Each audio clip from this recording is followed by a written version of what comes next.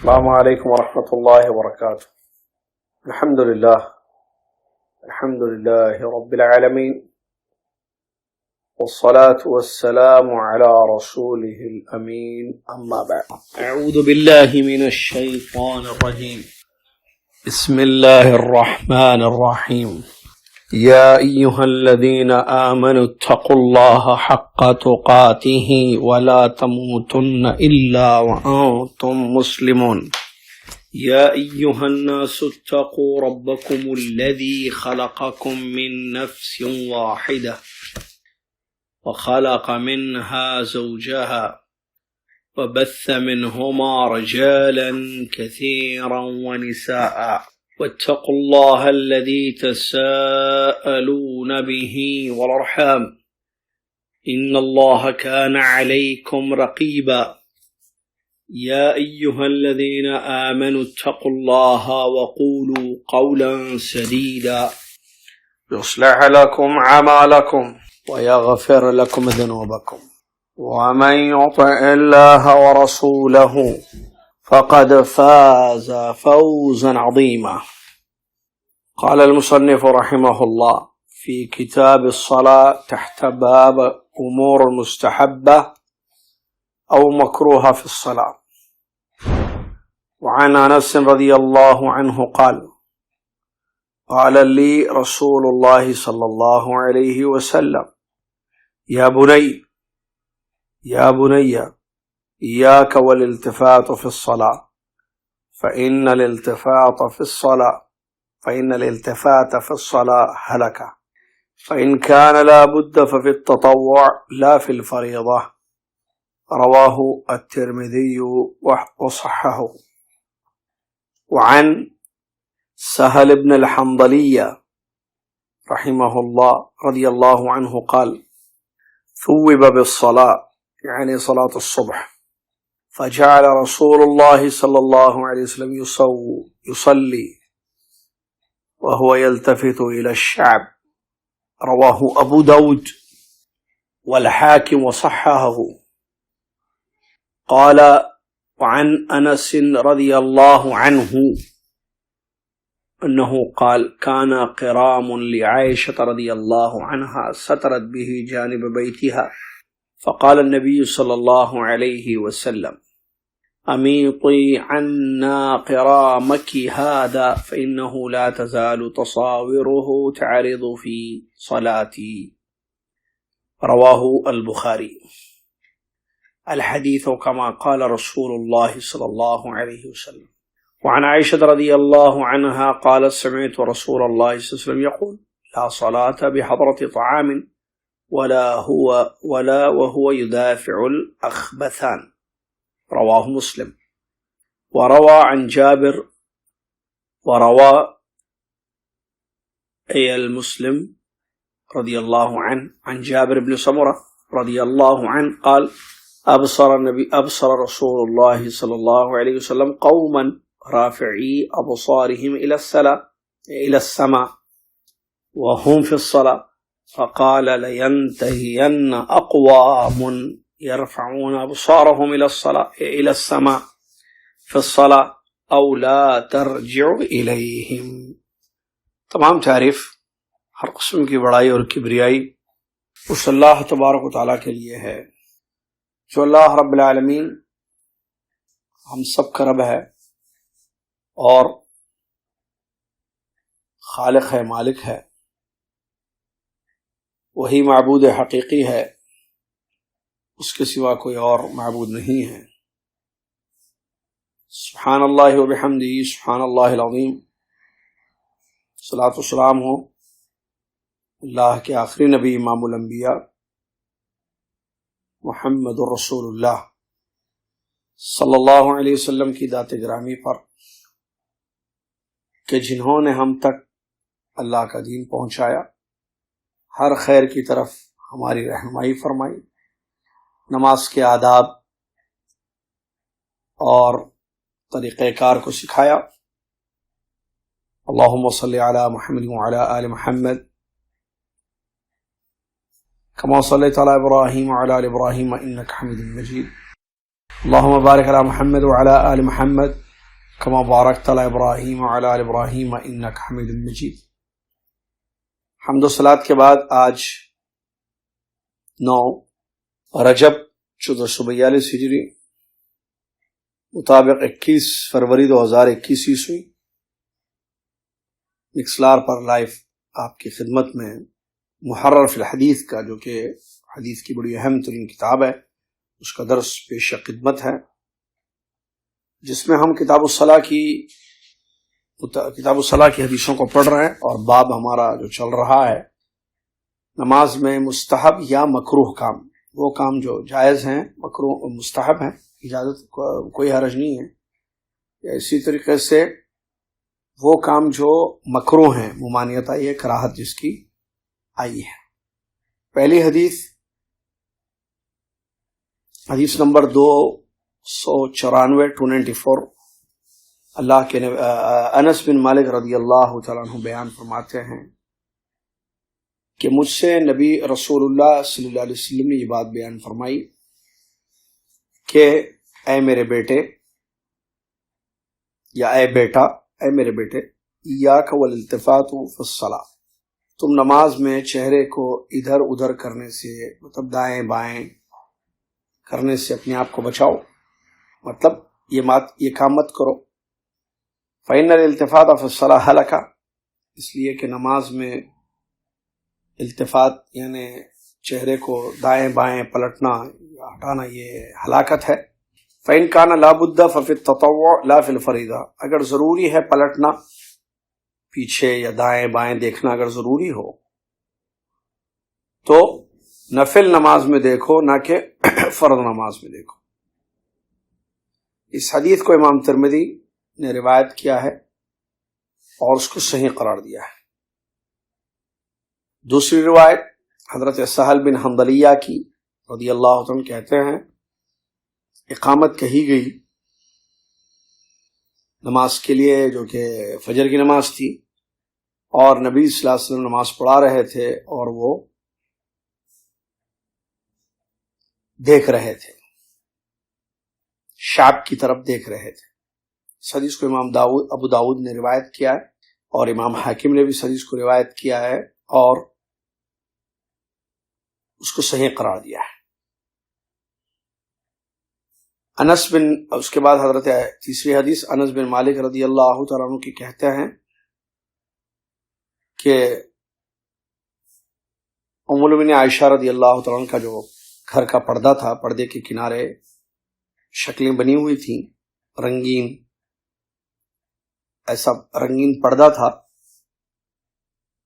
جس پہ جو ملون تھا، رنگین الگ الگ قسم کا کلرز کا پردہ لٹکا ہوا تھا ان کے گھر کے کونے میں۔ تو اللہ کے نبی صلی اللہ علیہ وسلم نے بیان فرمایا، اس پہ کچھ چیزیں اتری ہوئی تھی، تصویریں۔ اللہ کے نبی صلی اللہ علیہ وسلم نے فرمایا امیطی عنا قرامک ھذا، اے عائشہ اس پردے کو ہٹا دو ہم سے، کیونکہ برابر یہ میری نماز میں پیش ہو رہی تھی۔ اس حدیث کو امام بخاری رحمۃ اللہ نے روایت کیا۔ چوتھی حدیث حضرت ام عائشہ رضی اللہ تعالیٰ عنہ سے روایت کہتی ہے کہ میں نے رسول اللہ علیہ وسلم کے فرماتے سنا ہے کہ کھانا حاضر ہو یا انسان کو پیشاب پاخانے کی، باتھ روم کی ضرورت پیش آئے تو اس وقت نماز نہیں ہے۔ اس حدیث کو امام مسلم رحمۃ اللہ نے روایت کیا ہے۔ پانچویں حدیث امام مسلم رحمۃ اللہ علیہ کی روایت صحابی رسول جابر بن سمرہ رضی اللہ تعالیٰ عنہ سے مروی، کہتے ہیں حضرت جابر رضی اللہ تعالیٰ عنہ کہ نبی اللہ کے رسول صلی اللہ علیہ وسلم نے کچھ لوگوں کو دیکھا جو نماز پڑھ رہے تھے اور اپنی نگاہوں کو آسمان کی طرف اٹھا رہے تھے۔ تو یہ دیکھ کر پیارے نبی صلی اللہ علیہ وسلم نے بیان فرمایا لوگ باز آ جائیں اس چیز سے کہ وہ اپنی نگاہوں کو نماز میں آسمان کی طرف اٹھائیں، یا ان کی نگاہیں لوٹائی نہ جائیں۔ یہ مختلف روایتیں ہیں جو ایک ہی موضوع سے متعلق ہے، اور وہ ہے نماز میں خشوع و خضوع رہے، اور کوئی ایسی حرکت نہ کی جائے جس میں خلل واقع ہو، جیسے دیکھنا ادھر ادھر یا آسمان کی طرف آنکھوں کو اٹھانا۔ تو یا تصویریں سامنے ہوں جہاں آپ نماز پڑھتے ہوں، یا کچھ رنگین چیزیں ہوں جو مشغول کرے آپ کو نماز سے، جو ہے نماز میں مشغول کر دیں، نماز سے مشغول کر دیں، تو ان چیزوں کے متعلق یہ روایتیں موجود ہیں. آئیے ان کی وضاحت آپ کے سامنے ہم پیش کرتے ہیں. سب سے پہلی حدیث جو ہم نے پڑھی وہ جو ہے نماز میں ادھر ادھر دیکھنے کے متعلق جو روایت ہے، جو انس رضی اللہ عنہ کی روایت ترمذی کی، جس کو امام ترمذی رحمۃ اللہ علیہ نے صحیح قرار دیا ہے، لیکن اس میں اختلاف ہے کہ یہ روایت صحیح ہے یا نہیں. جس روایت میں ہم نے پڑھا کہ نبی صلی اللہ علیہ وسلم نے ان سے کہا ہے بیٹے تم نماز میں ادھر ادھر دیکھنے سے اپنے آپ کو بچاؤ کیونکہ یہ ہلاکت ہے، اور اگر ضروری ہو تو جو ہے نفل نماز میں کرو لیکن فرض میں مت کرو. ترمذی کی روایت ہے یہ، امام ترمذی نے اس کو صحیح قرار دیا ہے، لیکن اس میں تھوڑا سا مسئلہ ہے، وہ آپ کے سامنے ہے. حافظ ابن حجر رحمۃ اللہ علیہ کہتے ہیں کہ یہ جو یہاں ایک نسخے میں حدیث ترمذی کے لکھا ہوا ہے کہ امام ترمذی رحمۃ اللہ علیہ اس حدیث کو صحیح قرار دیا ہے، تو یہ صحیح نہیں ہے، اس لیے کہ جو اصل نسخہ ہے نا، اوریجنل کاپی جس کو بولتے ہیں، جو اوریجنل ترمذی کی، اس میں جو ہے جو معتمد ہے، جو جس پر ڈیپینڈ ہے اہل علم، اس میں حسن غریب لکھا ہوا ہے. اس میں حسن غریب جو ہے یہ ضعیف حدیثوں میں سے ایک قسم کی حدیث ہوتی ہے. تو کسی اور بعض اہل علم نے یہ لکھا ہے کہ کسی راوی سے ہو سکتا کوئی غلطی ہو گئی ہوگی، اور علامہ البانی رحمۃ اللہ نے اس حدیث کو ضعیف قرار دیا ہے زاد المعاد میں، اور علامہ ابن رجب رحمۃ اللہ نے الفتح میں جو ان کی کتاب ہے. لیکن اس حدیث میں جو مفہوم ہے وہ صحیح ہے، کیونکہ ام المؤمنین عائشہ رضی اللہ تعالیٰ عنہ کی ایک صحیح روایت موجود ہے اس موضوع سے متعلق، اور وہ حدیث یہ ہے کہ کہتی ہیں ام المؤمنین عائشہ رضی اللہ تعالیٰ عنہ کہ میں نے، جو بخاری کی حدیث ہے، میں نے جو ہے رسول اللہ صلی اللہ علیہ وسلم سے سوال کیا نماز میں ادھر ادھر دیکھنے کے بارے میں. ادھر ادھر مطلب دائیں بائیں، کوئی آدمی جو ہے دائیں طرف دیکھتا ہے، ہوتا ہے نا لوگ جو ادھر ادھر دیکھتے ہیں، بعض لوگ، اللہ معاف فرمائے، غلط ہے. تو اللہ کے نبی صلی اللہ علیہ وسلم نے بیان فرمایا یہ جو ہے شیطان کا اپنی بندے کی نماز کو اچک لے جانا ہے. شیطان جو ہے بندے کی نماز کو اچک لے جاتا ہے. اس حدیث کو امام بخاری میں، بالکل صحیح بخاری کی روایت ہے، لیکن یہاں جو ہم نے یہاں پڑھی ہے روایت، اس پہ کلام ہے اس کی صحت پر، جس میں جو انس بن مالک رضی اللہ عنہ کی حدیث ہے، جس میں یہ ہے کہ نبی علیہ الصلوۃ والسلام نے ان کو منع کیا کہ دائیں بائیں، رائٹ لیفٹ سائڈ مت دیکھا کرو نماز میں، کیونکہ یہ ہلاکت ہے. اگر ضروری ہو تو نفل میں کرنا، ورنہ فرض میں مت کرنا. تو یہ الفاظ، یہ حدیث صحیح نہیں ہے. البتہ اس کا مفہوم، جیسے کہ ابھی میں نے آپ کو بخاری کی حدیث سنائی، وہ صحیح ہے حدیث. تو اس سے معلوم ہوا کہ یہ جو ہے شیطانی حرکت کی وجہ سے ہوتا ہے. اختلاس کا لفظ نبی علیہ الصلوۃ والسلام نے بیان فرمایا. اختلاس کا اصل معنی ہوتا ہے کہ مال کو چپکے سے لے جانا، اچک لے جانا، جس کو فصیح اردو میں کہتے ہیں. یعنی مال کوئی دیکھ ہی نہیں رہا تھا، وہ آیا اور کوئی آدمی آ کر مال کو لیا اور جیب میں رکھا، چپکے نکل گیا، ہلکے چپکے سے، بغیر کسی کی نظر پڑے، خفیہ طریقے سے. تو اصل عربی زبان میں اس کو کہتے ہیں کہ اختلاس. اب یہاں نبی صلی اللہ علیہ وسلم نے نماز میں یہ چیز کہا ہے، جیسے مال کو چوری کرتا تو بغیر کسی کی نگاہ کے وہ چیز جو ہے مال لے لیتا ہے انسان. تو یہاں شیطان نماز میں جو انسان کو دائیں بائیں سے کرواتا ہے کہ یمین یسار وہ دیکھتا ہے، تو اس کا مطلب یہ ہے کہ وہ اس کی نماز کو جو ہے خراب کرتا ہے، جیسے جو ہے نماز کو لے جاتا ہے، یعنی اس کا خشوع ختم کر دیتا ہے اس کی نماز کا، اور انسان مشغول ہو جاتا ہے پھر اس میں. دائیں کوئی چیزیں رکھی ہوئی ہیں، بائیں کوئی چیزیں رکھی ہوئی ہیں. تو اس طریقے سے جو ہے علم نے بیان کیا، تو انسان کو جو ہے مشغول کر کے اس کا جو اجر ہے نماز کا، وہ خراب کر دیتا ہے اس کو دائیں بائیں گھما کر. سمجھ میں آ رہی نا بات؟ دائیں بائیں گھما کر اس کو نماز میں اجر، کیونکہ اب اس سے کیا ہوگا، خشوع ختم ہو جائے گا. اور نماز میں خشوع ضروری ہے، کیونکہ انسان نماز اللہ تعالیٰ کے سامنے کھڑے ہو کر پڑھتا ہے، تو خشوع خضوع ختم کر دیتا ہے. لہٰذا جو ہے اس کا اجر بھی کم ہو جاتا ہے یا اجر نہیں ملتا ہے. تو یہ جو ہے شیطان، دیکھیے شیطان معلوم ہے دشمن ہے، وہ چاہتا ہے کہ تو انسان نماز ہی نہ پڑھے، نماز سے ہی دور کرنے کی کوشش کرتا ہے. اگر پھر نماز پڑھتا ہے تو اس میں جو ہے مشغول کر دیتا ہے اس کے دماغ کو.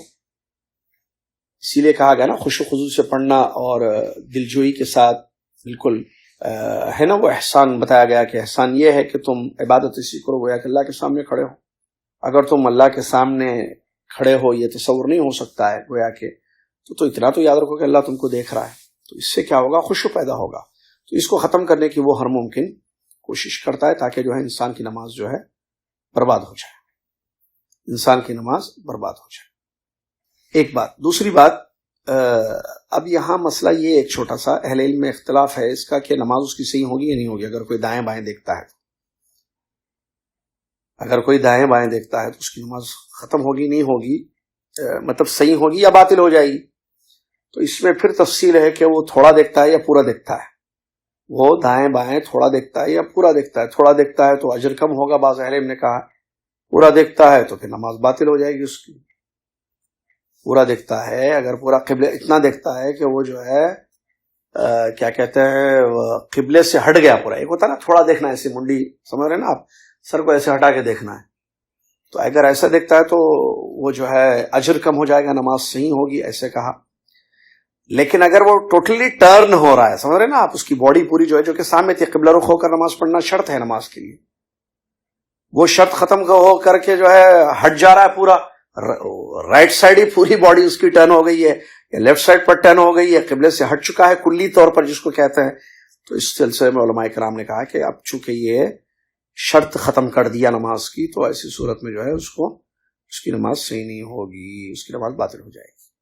دوسرا ایک مسئلہ، اگر ضرورت پیش آ جائے، اگرچہ ترمذی کی وہ روایت صحیح نہیں ہے لیکن عام روایتوں کو سامنے رکھتے ہوئے کہ اگر مجبوری ہو، مجبوری اگر ہو، مجبوری کیا ہو سکتی ہے کہ کوئی نماز پڑھ رہا تھا اور وہ جو ہے سانپ بچھو وغیرہ آ گیا کچھ یا زہریلی کوئی چیز، اب وہ ہٹ گیا اس کو مارنے کے لیے، تب تو ایسی صورت میں یہ اضطراری حالت ہے تو اس سے جو ہے وہ نماز میں فرق نہیں پڑے گا کیونکہ آپ کو اس نے اختیار نہیں کیا ہے، خود سے یہ کام نہیں کیا، وہ مجبور ہوا. جیسا کہ آپ جانتے ہیں نا ایک قاعدہ ہے کہ الضرورات تبیح المحظورات، ضرورتیں منع کردہ چیزوں کو حلال کر دیتی ہیں. مطلب ایک چیز منع ہے لیکن ضرورت کے تحت وہ چیز حلال ہو جاتی ہے. آپ کو معلوم ہے نا، جیسے اگر زندہ رہنے کے لیے آپ کو خنزیر کا، سور کا گوشت بھی کھانا پڑے یا مردار کھانا پڑے زندہ رہنے کے لیے تو کھا سکتا ہے نا آدمی مردار، کیوں؟ مجبوری ہے. تو مجبوری ایک الگ کنڈیشن ہوتی ہے، ٹھیک ہے، اس کا خیال رکھنا چاہیے. تو یہ بڑا اہم مسئلہ جو ہے یہاں پر اہل علم نے بیان کیا ہے. تو ہلاکت والی جو روایت ہے اگرچہ صحیح نہیں ہے لیکن دوسری حدیث میں جو ہے وہ ہے نا کہ تو اس سے یہ ہے کہ نماز باطل تو نہیں ہوگی اگر وہ ویسی ہلکا سا دیکھتا ہے پھر ٹھیک ہو جاتا ہے وہ تو اس کی نماز باطل نہیں ہوگی، ٹھیک ہے. اور پھر مزید اور وضاحت ہے کہ اگر وہ خانہ کعبہ کے سامنے پڑھ رہا ہے نماز تو رائٹ سائڈ پہ دیوار ہے تو یا چار کونے ہیں وغیرہ، تو اس میں تفصیل ہے کہ اگر وہ تھوڑا سا ہٹتا ہے تو اس کی نماز باطل نہیں ہوگی وغیرہ جو ہے اہل علم نے ذکر کیا ہے. بہرحال مجبوری ایک الگ چیز ہے، مجبوری میں انسان اگر ہٹتا ہے تو کوئی حرج نہیں ہے. جیسا کہ اس سلسلے میں جو ہے بعض واقعات بھی آئے ہیں کہ مجبوری کے تحت جیسے غزوات وغیرہ میں نمازیں پڑھی گئی ہیں تو اس میں مجبوری کے تحت جو ہے دائیں یا بائیں یا پیچھے ہٹا گیا ہے، ٹھیک ہے. چلیے اس کے بعد دوسری جو حدیث ہے وہ روایت جو اللہ کے نبی صلی اللہ علیہ وسلم نے وادی اس کی طرف دیکھا ہے نماز میں، تو وہ ابو داؤد کی جو روایت ہے تو الفاظ ویسے نہیں ہیں، اس میں لفظ جو ہے وہ یلتفت، نبی صلی اللہ علیہ وسلم پلٹ رہے تھے یا دیکھ رہے تھے، یہ الفاظ نہیں ہیں، یہ الفاظ نہیں ہیں. چلیے انس بن مالک رضی اللہ عنہ کی ایک اور ایک حدیث جو ہم نے پڑھی جس میں کیا کہتے ہیں بخاری کی جو روایت ہم نے پڑھی، اللہ کے نبی صلی اللہ علیہ وسلم نے حضرت عائشہ رضی اللہ عنہ سے فرمایا کہ امیتی عنا قرامک هذا فإنه لا تزال تصاوره تعرض في صلاتي.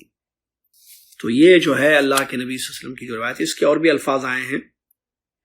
ایک اور ایک لفظ میں یہ ہے کہ فإنها ألهتني عن صلاتي، یہ تصویروں نے جو ہے مجھے مشغول کر دیا ہے میری نماز سے.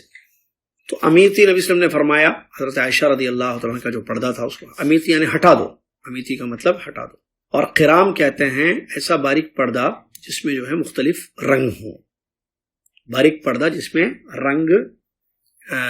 رنگین پردہ، جو اون سے بنا ہوا رنگین پردے کو کہتے ہیں قرام. تو اللہ کے نبی صلی اللہ علیہ وسلم نے، اور اس میں کچھ تصویریں بھی بنی ہوئی تھی، تو اللہ کے نبی صلی اللہ علیہ وسلم نماز پڑھ رہے تھے تو اس کی وجہ سے آپ کی نماز میں خلل واقع ہوا. تو آپ علیہ الصلوۃ والسلام نے فرمایا نماز کے بعد کہ عائشہ امیت عنا قرامہ کی، یہ پردے کو ہٹا دو، اس کی تصویروں نے میری نماز میں خلل پیدا کر دیا. تو اس سے معلوم ہوا کہ حضور قلب ضروری ہے نماز میں، اور ہر وہ چیز جو ہے آپ کو ڈسٹرب کرتی ہے آپ کی نماز میں تو وہ صحیح نہیں ہے، غلط ہے، اس کو دور کرنا چاہیے. ہر وہ چیز جو آپ کے دل کو یا آپ کی آنکھوں کو ڈسٹرب کرے، آپ مشغول ہو سکتے ہیں اور خشوع ختم ہو سکتا ہے، تو اس سے جو ہے اپنے آپ کو بچانا چاہیے. یا ایسی جگہ نماز بھی نہیں پڑھنی چاہیے، کمرے میں کوئی چیزیں لٹکی ہوئی ہیں سامنے، ٹھیک ہے، پردے وغیرہ جس میں جو ہے کلرز ہیں، ڈیزائنز ہیں، اور وہ آپ کو مشغول کرتے ہیں. دیکھیں نماز میں خشوع ضروری ہے، ہم نے بتایا تھا پچھلے درس میں. یا کچھ حرکتیں ہو رہی ہیں سامنے دائیں بائیں، جیسے آپ نماز پڑھ رہے ہیں تو بچے ہیں دائیں بائیں تو وہ لوگ کھیلتے ہیں، تو آپ کی نظر جا سکتی ہے وہاں پر، یا ان کی آوازوں سے آپ کی نمازوں میں خلل واقع ہو سکتے ہیں. ان تمام چیزوں کا بہت خیال کرنا پڑتا ہے، چاہے خواتین گھر میں نماز پڑھیں یا مرد جو ہے سنتیں وغیرہ نماز پڑھیں. یا لاک ڈاؤن وغیرہ کی صورت میں جیسا کہ ہوا تھا اس سے پہلے، گھروں میں نماز پڑھنے کی نوبت آ جائے، تو ان تمام چیزوں کا خاص خیال رکھنا چاہیے. ہر وہ چیز جو ہماری نمازوں کو خراب کرتی ہے یا مشغول کر دیتی ہے، اس سے ہمیں اپنے آپ کو بچانا چاہیے. ٹھیک ہے. اس کے بعد بھی ایک حدیث آئی ہے جو ہم نے چوتھی حدیث پڑھی، عائشہ رضی اللہ عنہ کی، صحیح مسلم کی. اللہ کے نبی صلی اللہ علیہ وسلم نے ارشاد فرمایا اس میں کہ لا صلاۃ بحضرۃ طعام ولا وهو يدافع الاخبثان، رواه مسلم. نبی علیہ السلام کو یہ فرماتے ہوئے سنا انہوں نے عائشہ رضی اللہ تعالیٰ نے کہ کھانا حاضر ہو تو نماز نہیں ہے، اور اس حال میں بھی نماز نہیں ہے کہ آدمی کو جو ہے قضاء حاجت کی ضرورت ہو. دیکھیے یہ بھی وہی معاملہ ہے، سب ایک ہی ٹاپک سے ریلیٹڈ ہے، میں نے بتایا نا حدیث. اب دیکھیے آدمی اگر، کیا مطلب کھانا حاضر ہو؟ بھائی آدمی بھوکا ہے، ٹھیک ہے، بھوک لگ رہی ہے اور کھانا موجود ہے اس کے سامنے، ریڈی ہے دستر، یا کھانا تیار ہے، مطلب دستر نکال کے کھانا ریڈی ہے، مطلب پلیٹ میں ڈال دیے، ایسا مت سمجھیے. کھانا پک چکا ہے، کھانا سالن روٹی جو بھی ہے پک چکی ہے چیز آپ کے کھانے کے لیے، چاہے وہ لنچ ہو یا ڈنر ہو، اور نماز کا وقت آ گیا اور آپ کو بھوک بھی لگ رہی ہے، تو آپ پہلے کھا لیں، آپ اس کے بعد نماز پڑھیں. کیوں ایسا کہا گیا؟ کیونکہ انسان جب بھوکا ہو اور کھانا موجود بھی ہو وہ نماز پڑھے، روزے سے بھی نہیں ہے، تو ظاہر بات ہے اس کی نماز میں خلل ہوگا.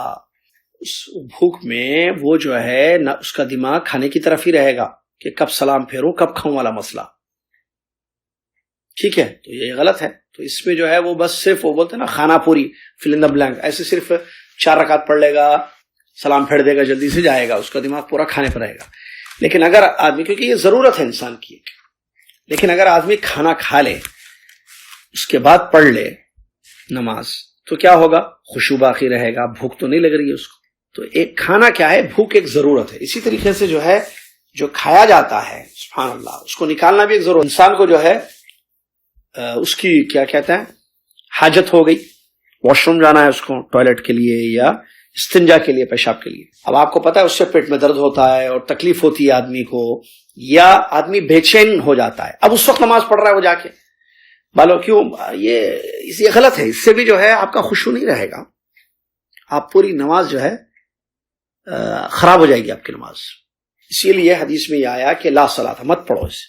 بعض لوگ کرتے ہیں یہ حرکت، نہیں کھانا ہونا سب بعد میں بھوکے پڑھ لیتا ہوں. ارے کیوں بھوکے پڑھ رہے ہیں؟ اصل چاہیے دیکھیے آدمی کو، میں نے شاید بتایا تھا اس سے پہلے، ابھی یہ حدیث آ گیا لیکن اس سے پہلے ایک درس میں نے بتایا تھا، اسی چیپٹر میں نے بتایا تھا کہ آدمی اپنی ضروریات سے فارغ ہو جائے. اور میں نے بتایا تھا، مجھے اچھا یاد ہے، اسی درس میں، یہ محرم کے درس میں 3 چیزیں آدمی کو ڈسٹرب کر سکتی ہیں، جو تینوں ضرورت کی چیزیں ہیں: کھانا، نیند، کیونکہ دیکھیں یہاں نیند کا ذکر نہیں، دوسری روایت میں نیند آئے تو سونے کا ذکر ہے، ٹھیک ہے. نیند، کھانا اور حمام، یہ 3 انسان کو بے چین کرنے والی چیزیں ہیں. بے چین ہو جاتا ہے، بے سکون. تو اس حال میں بھوک لگ رہی ہو آپ نماز پڑھیے، نیند شدید آ رہی ہو آپ نماز مت پڑھیے. اور کیا کہتے ہیں؟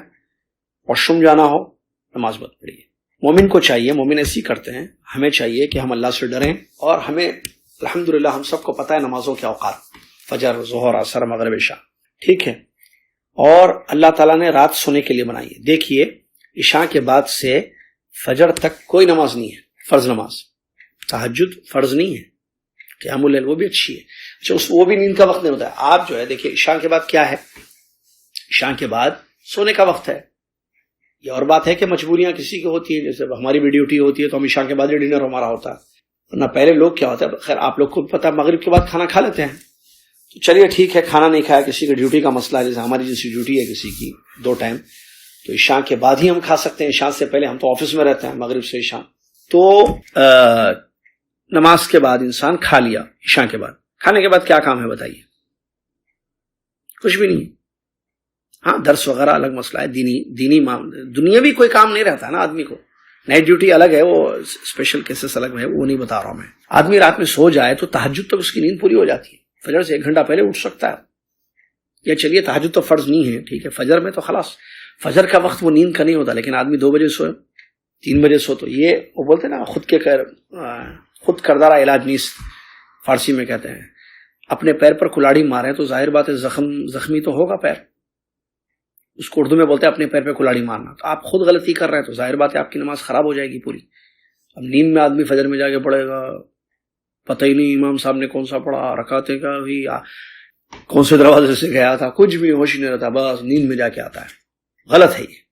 اسی طریقے سے بھوک، دیکھیے آپ اگر جیسے ہونا چاہیے کہ واقعی اگر ظہر کے وقت بھوک ہے تو ہلکا سا کچھ کھا لے آدمی، پھر ظہر پڑھ لے، یا ظہر سے پہلے کھا لے، کوئی مسئلہ نہیں، لنچ کر لے.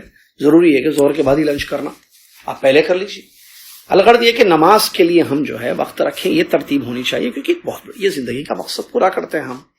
عبادت ہے بھائی، وہ زندگی کا مقصد ہے اور ضرورت ہے یہ سب کھانے پینے کی چیزیں. تو یہ دونوں ٹکرائیں نہیں.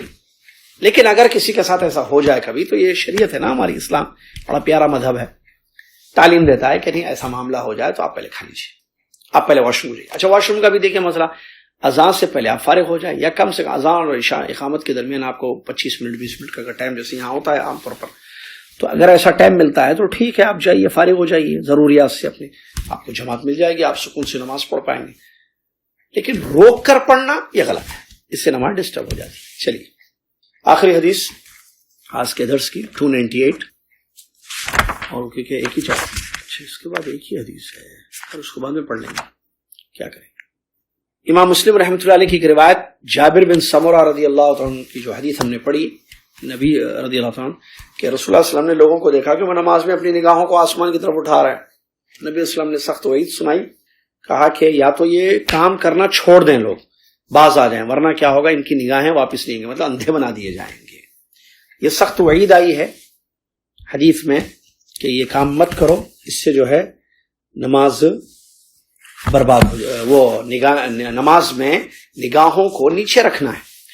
اور اگر آپ روایتیں پڑھیں تو نگاہیں کہاں رکھنی چاہیے؟ سجدے کی جگہ. نبی صلی اللہ علیہ وسلم کی جو نگاہ ہوتی تھی، مبارک نگاہ نماز میں سجدے کی جگہ ہوتی تھی. لیکن آسمان کی طرف دیکھنا ایسے غلط ہے، یہ اوپر دیکھنا. تو نبی صلی اللہ علیہ وسلم نے منع کیا، اس سے کیا کیا؟ منع کیا. کیوں؟ کیونکہ یہ غلط ہے، یہ جو ہے کیا کہتے ہیں، نماز میں خوش و خضو نہیں رہے گا. اس سے بھی آپ ڈسٹرب کریں گے، اپنے آپ کو ڈسٹرب کر لیں گے آپ اپنے. تو یہ منع ہے، ٹھیک ہے. تو یہاں وعید آئی ہے کہ اگر یہ کام نہیں چھوڑو گے ایسے کرنا تو اللہ تعالیٰ کی طرف سے کیا عذاب آئے گا کہ نگاہ اچک لی جائے گی، مطلب اندھے بنا دیے جاؤ گی، لوٹے گی نہیں. اوپر دیکھے پھر نیچے مڑے گا، نظر ہی نہیں، لا ترجع الیہ. یہ سخت وعید ہے. تو اب یہاں اس حدیث میں جو ممانعت آئی ہے، کیا یہ مکروہ ہے یا حرام ہے؟ یہ چیز آسمان کی طرف، بعض علماء نے اس کو مکروہ قرار دیا ہے، لیکن صحیح راجح قول یہی ہے، جیسے شیخ الاسلام ابن تیمیہ، امام سنانی، امام شوکانی وغیرہ رحمہ اللہ سب نے ذکر کیا کہ حرام ہے یہ. کیوں؟ ان کی دلیل کیا ہے حرام ہے کہ نبی صلی اللہ علیہ وسلم نے لفظ جو بیان کیا ہے، دیکھیے اس میں وعید آئی ہے کہ یا تو یہ کام چھوڑو ورنہ جو ہے نگاہیں تمہاری اچک لی جائیں گی. جیسے دوسری روایت میں اچک لی جائیں گی، جو انس کی روایت ہے، سخت الفاظ اس میں کہا کہ نگاہوں کو ختم کر دے گا اللہ تعالیٰ. تو یہ وعید آئی ہے، اور وعید حرام چیز کے لیے آتی ہے. وعید جو آتی ہے وہ حرام چیز کے لیے آتی ہے، مکروہ چیز کے لیے نہیں آتی. لہٰذا انسان اللہ سے ڈرے اور اس کام سے اپنے آپ کو بچائے. بعض لوگوں کو دیکھنے میں آیا ہے کہ وہ عیدین وغیرہ کی جو نمازیں ہوتی ہے تو اس میں تکبیرات پڑھی جاتی ہے نا، زائد تکبیرات، تو اس میں کیا کرتے ہیں، اپنی نگاہوں کو آسمان کی طرف اٹھاتے ہیں ہر اللہ اکبر پر، ایسے یوں اوپر لے کے پھر نیچے دیکھتے ہیں. کب؟ یہ جنازے کی نماز میں بھی کرتے ہیں بعض لوگ، جس میں تکبیرات ایکسٹرا پڑھی جاتی ہیں نا، نماز جنازہ میں، نماز عید میں.